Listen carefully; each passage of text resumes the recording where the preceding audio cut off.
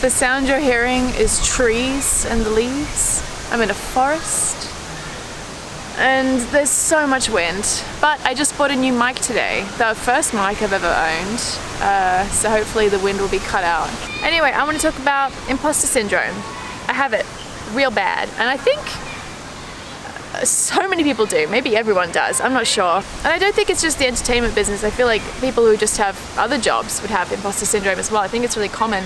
At university we got told about tall poppy syndrome, and it sounded like it was just an Australian thing, but I'm sure it's everywhere else as well. But tall poppy syndrome is like, people don't like it when a tall poppy sticks out. You want to fit in with everyone else. It's bad to stand out. I don't know, it might be my culture that I come from, might be my country, might be anything, might be my family. I don't know what it is, but whenever it comes down to me explaining what I do, it's like I cannot say I'm good at anything. It's like, oh well, I did this a little bit, and oh, I'm doing my best at this, but it's never like, oh yeah, this is my profession and this is what I do. Oh yeah, these are my strengths, this is what I'm good at. But I think it's like that for a lot of people. I've had it for a very long time, maybe forever, who knows, but I'll give you an example. Like, I got a message from someone on Facebook and they were like, hey, I went to university with you. We didn't talk much, but I just wanted to let you know, no one gets to where you are without a lot of hard work. So congratulations, keep up the hard work and good job. And my immediate thought was, oh my God, when are they gonna realize I haven't worked hard? I never work hard enough. Other people work so much harder than me. When is everyone gonna figure it out that I'm a sham? It's always felt like that with so much stuff through university, through living here. People keep thinking that I'm more than I actually am. That's just the genuine thought of it. And it's not debilitating. It's not the worst thing in the world. It really sucks a lot, but you know, I can keep going. I think everybody who has it just does. They just keep going. But I'm wondering, what will it take to just, you know, feel normal? Like, I work hard, I post a video, people like it, it's great. Can that just be a thing? Can that just be the process? You know, when people first meet you, they're like, oh, so what's your channel about? And I feel so gross when I'm like, oh, you know, life in Japan and stuff. Because, you know, I was asked the other day in an interview as well, they were like, what makes your channel different to other people's? And I was like, oh, I don't know. Me? Is that, I don't know. There's so many amazing YouTubers out there, and like the people that I look up to are so creative.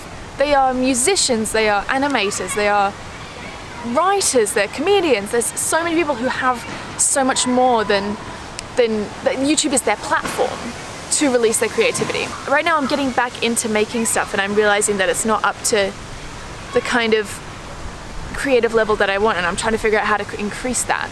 I have a lot of ideas and they make me really excited, but then it's like, okay, that's a huge idea that I would need a production team for and like $1 million. So let's scale it down.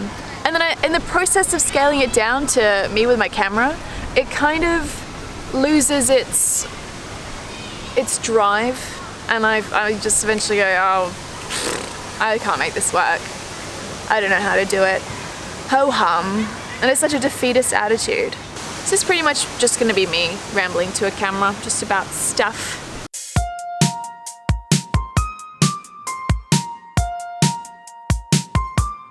Since I got here, it's been very interesting. It's been a whole, like our whole thing has been a huge journey of just like learning so much about each other, learning how to live with each other. Yeah, we were long distance for pretty much like a year, and going from long distance to living in the same one-room apartment for a while is like, it's a big jump, and it's been so awesome. Like, Honestly, he's the first person in my entire life that I've been like, I could live with you. Like, I'm so protective of my space. Everyone who knows me knows that. I am so protective. And especially like my 1-room apartment, it's like I built up and worked for that after going through the 8 square meter stuff. Like, this apartment is like my apartment. And for me to be able to be okay with living with someone in that space is like, it's huge. Oh, I brought a juice box, I forgot. It's been really great with Eric. I'm so glad we get the chance to know each other, and we get along really well. And it honestly just keeps getting better and better. It seriously does. We just like get more used to it and figure each other out and work through it, and it's great. I'm having a really good time. Actually, going back to the Imposter Syndrome thing, that's why I'm scared to do a day in my life vlog. I used to do them, but I get scared that people will see like how little I do in a day. Even though I don't do a little in a day, I do quite a lot, but I'm scared that by other people's standards, they'll be like, oh, she does nothing, she doesn't deserve her job. In Japan, the working culture is so intense. It's always, I'm not doing enough, but then I'd never be able to do enough. If I'm constantly comparing myself to other people, I'll never be able to do enough, you know? I have to be enough. And that's what I talk to my therapist about. We talk about me learning to take care of me and just learning how to appreciate myself more. That's kind of what we're focusing on at the moment, which is really good. And all this stuff sounds a bit negative. Things are actually really, really great right now. Like, I am having a wonderful time. I love Japan, like from the depths of my heart. That's another thing that scares me. I get worried because people say, oh, I'm used to Japan now. Oh, it doesn't excite me anymore. I'm like, when am I going to reach that point? Because it's been 2 years, and I know 2 years isn't that long, but I'm still like hyped about Japan. I'm like, when am I going to lose it? I don't want to lose this. I don't know what's going to happen. Maybe we should change locations. Let's do that. Let's go.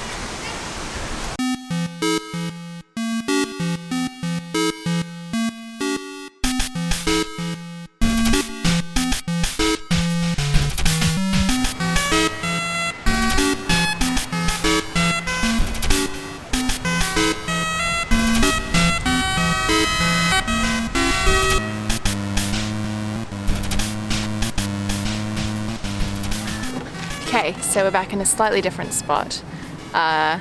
There's more trees in the background. Yeah, something really cute happened while I was on the way over here. As I was doing some shots, these kids came up and started playing with my tripod, and I was like, do you want to check out the camera? And I like gave it to them, and one of them was so into it, and he was like taking pictures, and the other one was like, let me have a go.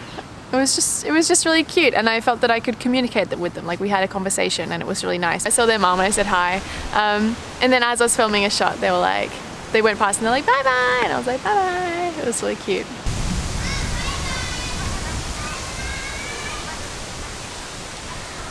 Bye bye. That's another thing. The more that I learn Japanese, I feel the more that I become like a part of the community, and this place that I live right now is just so nice. I'm friends with my vegetable lady, where I get my vegetables. I just have chats with people. Still finding it hard to just have a normal conversation with my level of Japanese, but I'm getting there. Yeah, everyone's really friendly and really nice and open and welcoming. Being able to speak a little bit Japanese really opens up barriers that were there before. It's really, really rewarding. Yeah, just in general, things are really good. Things are really happy. I'm really happy with Eric, really happy with my job. I just need to learn how to take care of myself mentally and emotionally, and I'm getting there. I think it's going to be a lifelong process, honestly. It's funny, a lot of my older stuff, I had mainly my angst and my hard emotions that I used to have were coming from a point of loneliness, and I've always I know you're not supposed to rely on a relationship partner, but my heart was always like yearning for something, like, I have so much to give, where can I give all this love? Accept it. And it was kind of gross, but it's crazy because now, sounds kind of cheesy maybe, but like now I found the guy. It's like I don't have to have those feelings anymore. yeah, overall, a lot of my like artsy angst was just coming from loneliness. And I don't feel lonely anymore.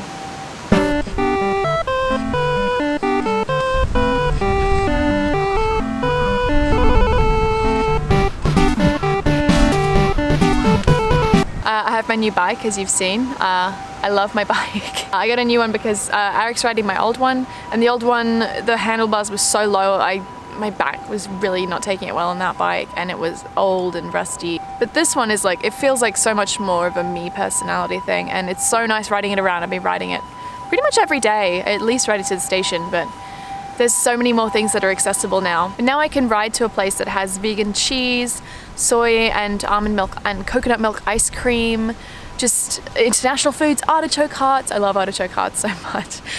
Yeah, just like a bunch of stuff. It's a really good supermarket and I can just ride there now. It's really opened so much stuff up. I love riding, love it.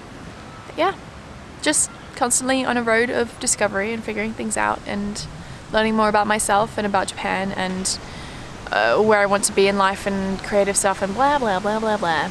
But things are good. The main reason I wanted to make this video is like, I just want to show that not everything's black and white. It's not like I was sad before and now I'm happy. It's like, I remember, it's kind of funny.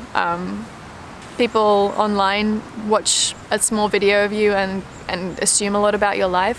When I was like my most depressed, I got a lot of comments saying, you're looking so much happier and lighter. And I'm like, you had no idea. People are like, I'm glad you're happy now. I'm glad you're happy. And I'm glad that I'm happy now too. But you know, it's never going to be 100% happiness. And it's never going to be 100% sadness. There's always good and bad in everything. And right now things are mostly good. Oh, also, I'll just say in this video, if you happen to be living in Japan, turns out there's a hotline if you're feeling depressed or like, it's like a suicide hotline. But if you're feeling down or just need some counseling, if you're feeling a little bit stuck, because living in Japan can be very isolating, you can call TELL, T-E-L-L. They're a free hotline in Japan if you ever feel the need. If you live in Japan and you need it, it's there. So just, I can probably leave a link in the description below if you want it. But yeah, I ended up going with a therapist, but I understand that's not an option for a lot of people because therapists are expensive. They definitely are. And it's like, why is mental health expensive? Like, surely counselors and therapists should be more readily available or sponsored by governments or something, but especially not in Japan. That's not gonna happen. But mental health help should not be a luxury. It's ridiculous. All right, I think that's it. It's starting to rain, so I'm gonna go head back. So yeah, hope you guys are well. Hope things are good. Thanks for watching the video and thanks for all your support constantly. It really means a lot. I don't really know if I should do the outro because this is a bit of an odd video. Thanks for watching. I'll see you guys in the next video. Do you want the outro? I mean, I like the outro, so I'm gonna play the outro. Okay, I'm gonna do it. All right, bye guys. Done it. This guy's pulling off whole sakura flowers and just dropping them. What do you have against the sakura, man?